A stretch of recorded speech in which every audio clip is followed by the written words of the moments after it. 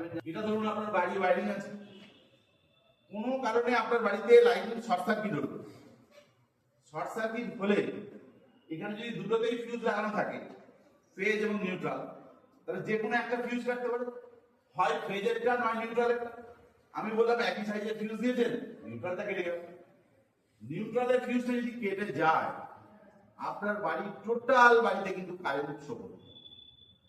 প্লাগে দেখবেন দুটো ফুটো আছে, দুটো দিক চেষ্টা থাকবেন, দুটো দিক ফিরে যেতে, আপনার বাড়ি চিন্তা হবে পুরো বাড়ি কারেন্ট হবে। কানেকশন তাই বলছি, আপনাদের শেখানো হবে, কানেকশন তাই বলছে সব না। ওই কারণে যদি আপনি এখানে নিউট্রালটা এরকম মোটা পাত দিয়ে লিঙ্ক করে দেন, এখানে ফিউজটা একটা সরু দেন, তাহলে এখানে ফেজটা যদি লাগান, যদি আপনার বাড়ি শর্ট সার্কিটের কারণে, ওভারঅ্যাম্পের কারণে যদি ফিউজ কাটে, তাহলে ফেজের ফিউজটাই কেটে, আর ফেজটাই তো কারেন্ট আছে, যেটা টেস্টার থাকালে কারেন্ট জ্বলে, ফেজটাই তো।